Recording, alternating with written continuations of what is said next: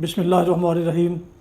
محترم سامعین، ناظرین، ویورز، السلام علیکم ورحمۃ اللہ وبرکاتہ۔ امید ہے آپ اللہ تعالیٰ کے فضل و کرم سے خیریت سے ہوں گے۔ اللہ تعالیٰ آپ کو، آپ کے اہل خانہ کو ہمیشہ اپنے حفظ و امان میں رکھے، آمین۔ راہ ہدایت و نجات کے سلسلے کا ولاگ القرآن و حدیث پیش کرتا ہوں۔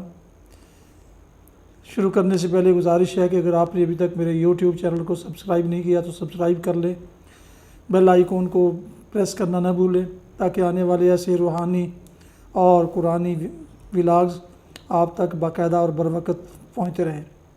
تو شروع کرتے ہیں القرآن و حدیث۔ اعوذ باللہ من الشیطان الرجیم، بسم اللہ الرحمن الرحیم۔ فلما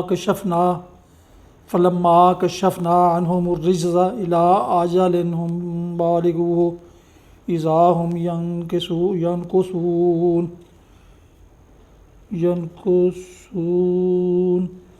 فانتقمنا منہم واغرقناہم فی الیم بانہم کذبوا بآیاتنا وکانوا عنہا غافلین۔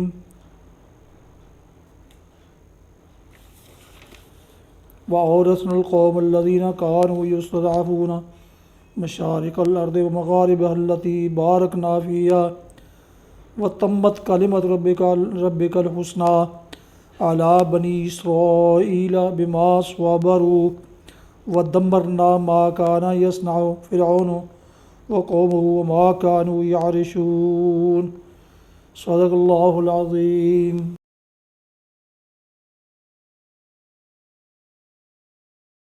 ابھی آپ نے سورہ الاعراف کی آیات مبارکہ 135 تا 137 کی تلاوت سماعت فرمائی۔ اس کا اردو ترجمہ پیش کرتا ہوں۔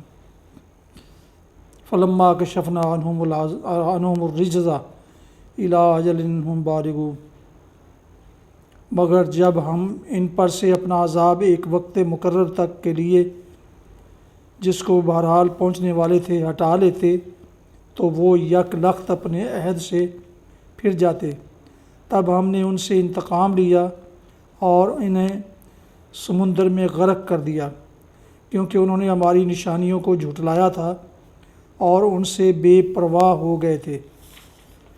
اور ان کی جگہ ہم نے ان لوگوں کو جو کمزور بنا کر رکھے گئے تھے اس سرزمین کے مشرق و مغرب کا وارث بنا دیا جسے ہم نے برکتوں سے مالا مال کیا تھا۔ اس طرح بنی اسرائیل کے حق میں تیرے رب کا وعدہ خیر پورا ہوا، کیونکہ انہوں نے صبر سے کام لیا تھا۔ اور فرعون اور اس کی قوم کا وہ سب کچھ برباد کر دیا گیا جو وہ بناتے اور چڑھاتے تھے۔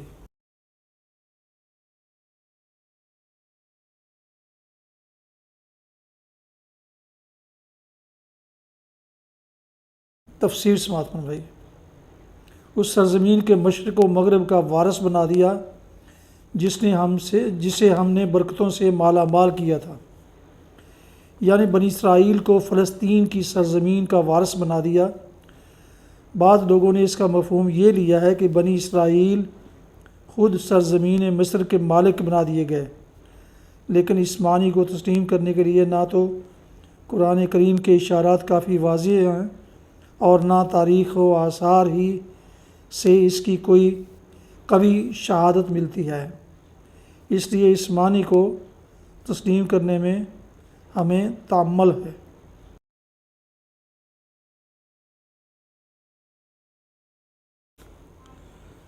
حدیث مبارکہ۔ حضرت ابن عمر رضی اللہ عنہما سے روایت ہے، رسول اللہ صلی اللہ علیہ وسلم نے فرمایا، جب تم میں سے کوئی شخص جمعے کی نماز کے لیے آئے تو اسے چاہیے کہ پہلے غسل کر لے۔ صحیح بخاری کتاب الجمعہ حدیث نمبر 877۔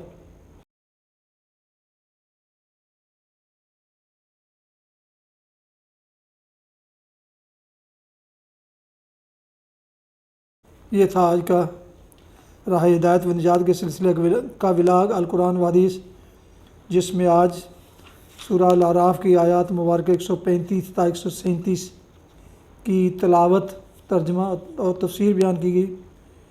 اس کے علاوہ ایک حدیث مبارکہ بھی آپ کی خدمت میں پیش کی گئی۔